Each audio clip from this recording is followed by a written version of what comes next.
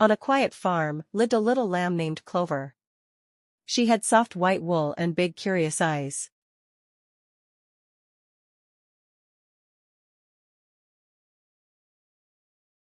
Clover loved to explore. While other sheep stayed in the field, Clover wandered near the barn, the chicken coop, and even the muddy pig pen.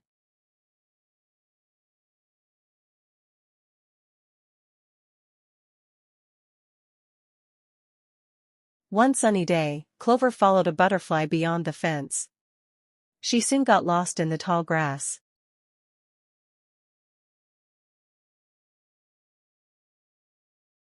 "Bah!" she cried.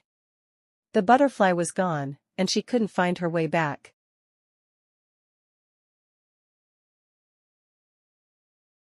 Suddenly, she heard Farmer Joe's whistle. With a happy bleat, Clover followed the sound.